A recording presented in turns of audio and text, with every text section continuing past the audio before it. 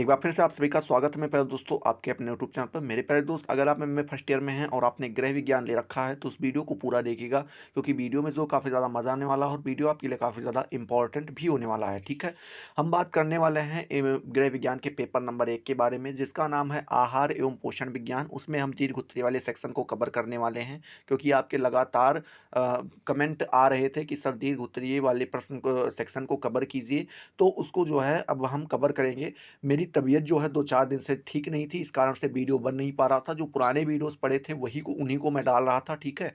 और अब जो है ये सारी चीज़ें, थोड़ी तबीयत ठीक हुई है, तो अब क्या करेंगे कि इनको कवर करने का प्रयास करेंगे। जैसे-जैसे तबीयत अच्छी होती जाएगी, हम इन चीज़ों को कवर करने का प्रयास करेंगे, ठीक है? तो देखते हैं आज है जो आज का पहला प्रश्न है वो क्या कह रहा है, शरीर को ऊर्जा की आवश्यकता क्यों है? विवेचना कीजिए। ये आपका दीर्घ उत्तरीय प्रश्न है। इसका आंसर आपको इस प्रकार से देना होगा। ऊर्जा कार्य करने की शक्ति है। अगर आप कोई काम करते हैं तो उसमें जो शक्ति का प्रयोग होता है वही ऊर्जा कहलाती है। इसकी अभिव्यक्ति एवं माप कैलोरी के रूप में की जा सकती है। मतलब कह रहे हैं इसकी अगर आप अभिव्यक्ति करना चाहते हैं या माप करना चाहते हैं तो आप कैलोरी के रूप में कर सकते हैं। यह ईंधन मूल्य की एक इकाई का मानक माप है तथा यह ताप को उस मात्रा तक प्रतिनिधित्व करती है जब तक 1 किलोग्राम पानी का ताप 1 डिग्री सेल्सियस तक बढ़ा देती है। मतलब कह रहे हैं कि ये जो है वहाँ तक प्रतिनिधित्व अपना करती है, कैलोरी जो है वहाँ तक करती है जहाँ तक क्या होता है कि 1 किलोग्राम पानी का जब 1 डिग्री सेल्सियस जहाँ तक ताप जब बढ़ जाता है वहाँ तक ये अपना प्रतिनिधित्व करती है, ठीक है? आगे लिखा है कि शरीर द्वारा ऊर्जा का उत्पादन या व्यय, ऊर्जा की आवश्यकता तथा भोजन ऊर्जा में सभी कैलोरी के रूप में अभिव्यक्त किए जाते हैं। मतलब यहाँ पे कहने का ये है कि जो शरीर द्वारा ऊर्जा का उत्पादन होता है या फिर जो व्यय होता है, खर्च होती जो ऊर्जा होती है, ऊर्जा की जो आवश्यकता होती है तथा भोजन ऊर्जा मूल्य में सभी कैलोरी के रूप में क्या किए जाते हैं, अभिव्यक्त किए जाते हैं, नापे जाते हैं। ये आप यहाँ पे कह सकते हैं, ठीक है? आगे लिखा है शरीर के ऊतकों तथा कोषों, क्या शरीर के ऊतकों तथा कोषों में ऊर्जा उत्पादन पदार्थों से जो परिवर्तन होता है उसे ऊर्जा क्या मेटाबॉलिज्म की संज्ञा दी जाती है। आचार्य ऊर्जा मेटाबॉलिज्म का अभिप्राय शारीरिक विश्राम की अवस्था में होने वाले परिवर्तन से है, ठीक है? शरीर को ऊर्जा की आवश्यकता निम्न कारणों से है। मतलब कह रहे हैं जो शरीर को ऊर्जा की आवश्यकता होती है वो हम निम्न कारण से देख सकते हैं। पहला, यंत्र या ईंधन, क्या यंत्र या इंजन की तरह शरीर को भी कुछ कार्य संपादित करने होते हैं तथा इस कार्य के संपादन हेतु किसी न किसी प्रकार की ऊर्जा की आवश्यकता होती है। यंत्र को ऊर्जा की केवल उस समय आवश्यकता होती है जबकि वह गतिशील होता है, किंतु शरीर को प्रत्येक समय ऊर्जा की आवश्यकता होती है क्योंकि यह एक जीवित प्राणी है तथा यह उस समय तक कार्य करना बंद नहीं करता है जब तक कि मृत्यु नहीं हो जाती। मतलब कह रहे हैं कि जो जिस तरीके से आप इंजन को देखते हैं या किसी यंत्र को देखते हैं, वो कोई काम करता है तो उसके लिए उसको ईंधन की आवश्यकता होती है। डीजल, पेट्रोल, सीएनजी जो कुछ भी उसके लिए लगता हो, कोयला वगैरह, वो उसके लिए लगता है। ऐसे ही एक मनुष्य जो होता है, इसको भी काम करने के लिए क्या, भोजन की आवश्यकता होती है। बस इसमें फ़र्क इतना है कि आपका जो यंत्र है या फिर इंजन है, वो तभी उसको क्या करते हैं, भोजन की आवश्यकता पड़ती है, ईंधन की आवश्यकता पड़ती है जब वो काम कर रहा होता है। जैसे मान लीजिए आपके पानी वाला इंजन चला रहे हैं, तो जब तक वो चलेगा तभी तक उसको डीजल की आवश्यकता पड़ेगी, नहीं तो उसको डीजल की क्या आवश्यकता है, ठीक है? उसी प्रकार से लेकिन अगर देखें तो मनुष्य जो है इसको हमेशा पड़ती है, क्योंकि ये एक जीवित प्राणी है, हमेशा स्टार्ट रहता है, कुछ ना कुछ किया करता है, ये करना तभी बंद करेगा जब इसकी मृत्यु हो जाएगी, ठीक है? आगे लिखा है, यद्यपि कभी-कभी ऐसा प्रतीत होता है कि शरीर आराम कर रहा है, किंतु उस समय भी श्वासोच्छ्वास, रक्त प्रवाह, पाचन ग्रंथि संबंधित प्रक्रिया आदि जैसी अतिरिक्त प्रक्रियाएँ निरंतर चलती रहती हैं। मतलब कह रहे हैं कि कभी-कभी आप जब लेट जाते हैं, ठीक है? तो आपको लगता है कि आप आराम कर रहे हैं, लेकिन उस समय आप आराम नहीं कर रहे होते हैं। जैसे आप साँस ले रहे होते हैं, आपके शरीर में रक्त प्रवाह लगातार चल रहा होता है, खून दौड़ता रहता है, ठीक है? जो पाचन ग्रंथि संबंधित चीज़ें हैं, पेट से संबंधित, वो अपना काम कर रही होती हैं, चल रही होती हैं, ठीक है? इसके साथ-साथ एक ना एक प्रकार के बाह्य क्रियाकलाप भी शरीर द्वारा संपादित होते जा रहते हैं, ठीक है? मतलब कह रहे हैं एक ना एक काम जो है होता रहता है, कभी ये शांत नहीं रहता है, ठीक है? बात करें आंतरिक क्रियाकलाप क्रियाकलाप जिसे हम बेसल वेसल मेटाबॉलिज्म कहते हैं, उसमें देखते हैं लिखा है श्वासोच्छ्वास, श्वासोच्छ्वास, रक्त प्रवाह, पाचन ग्रंथि संबंधित, मांसपेशियों संबंधी आदि के कार्य को सुचारू रूप से संपादित करने हेतु प्रतिदिन एक निश्चित मात्रा में कैलोरी की आवश्यकता होती है। इस कार्य हेतु एक प्रौढ़ व्यक्ति की औसतन 1700 कैलोरी की आवश्यकता होती है। मतलब कह रहे हैं कि जो आपके शरीर है उसमें जो रक्त प्रवाह होता है, श्वसन अगर आप मान लीजिए कुछ कोई काम नहीं करते, केवल आप लेटे रहते हैं, फिर भी आपके जो सांस लेने वाला काम होता है, आपके शरीर में जो रक्त दौड़ रहा है उसका काम होता है। पाचन संबंधित आप कुछ खाते हैं तो आपका पेट जो है कवर करता है।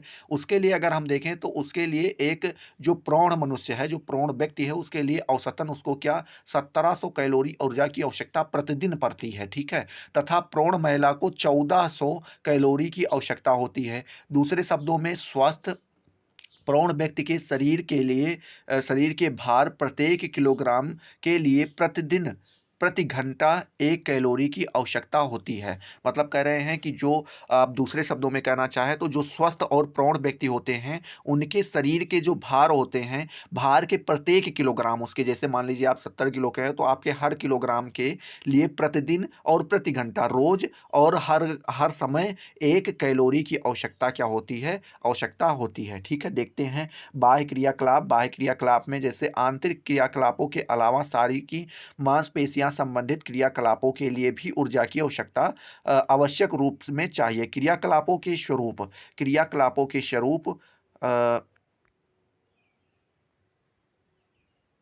एक मिनट, क्रियाकलापों के स्वरूप के अनुसार इसका कलर चेंज कर लें।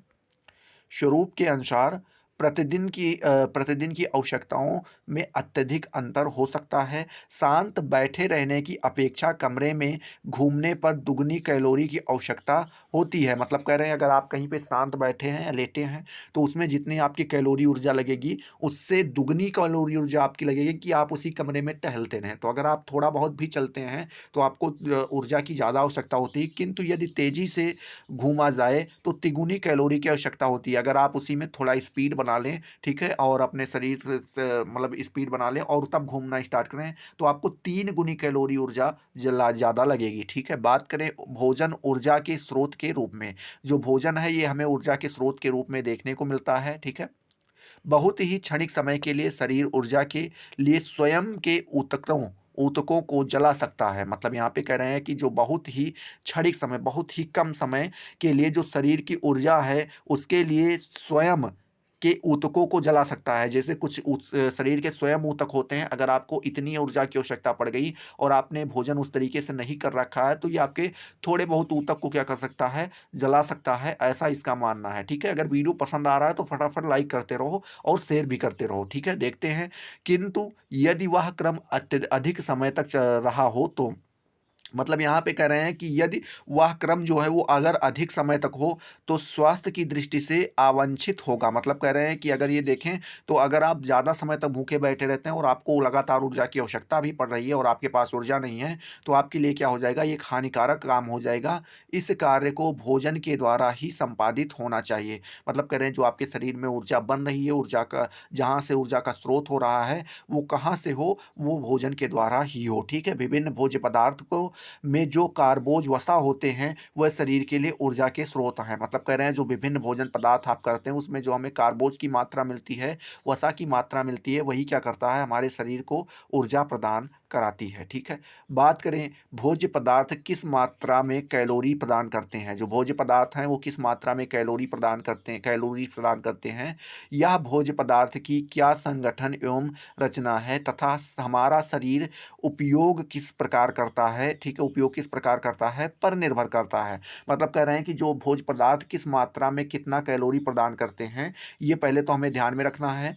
यह भोज्य पदार्थ की क्या संगठन एवं रचना है, जो भोज्य पदार्थ है उसकी क्या संगठन है, क्या रचना है, तथा यह हमारी शरीर उपयोग, जो हमारा शरीर है उसके उपयोग किस प्रकार करता है, ये निर्भर करता है किसके ऊपर, आपके शरीर के ऊपर।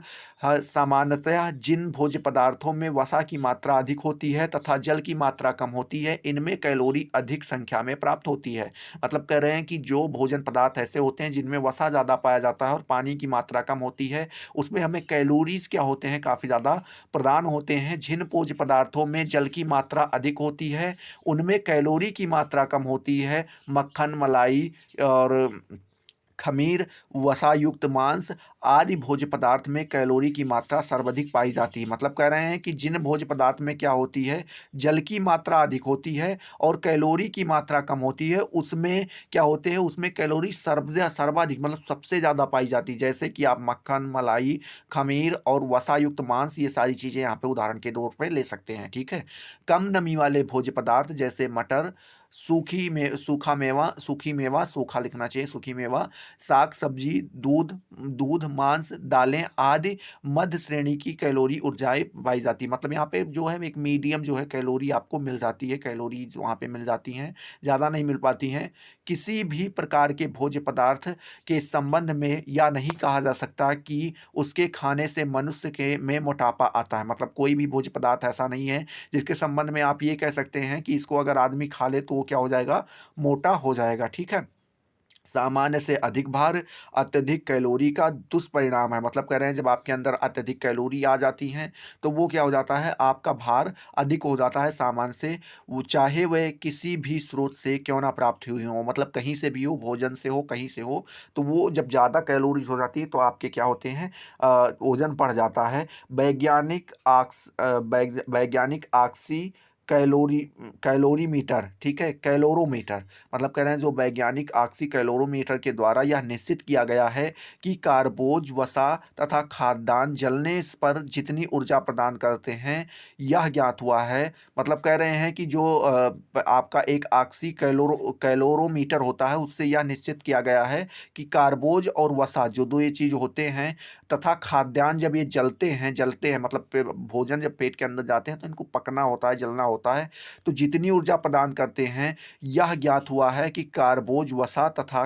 भोज्य अ, खादोज खादोज की संख्या क्रमशः 4.1, 9.49 तथा 5.65 कैलोरी प्रति ग्राम प्राप्त हुई है। कैलोरी मूल्य के अंकों के अनुसार यह कार्बोज, वसा तथा खाद्यान्न के लिए क्रमशः 4, 9 तथा 4 कैलोरी प्रति ग्राम है। आई होप ये सारी चीज़ें आपको पसंद आई होगी। थोड़ा तबीयत नहीं सही है, सर में दर्द बना हुआ है, तो इस हिसाब से थोड़ा बहुत अभी मन नहीं लग रहा है पढ़ाने में, लेकिन फिर भी कोशिश यही कर रहे हैं क्योंकि आप लोगों का पेपर नज़दीक आ चुका है और पढ़ना भी ज़रूरी है।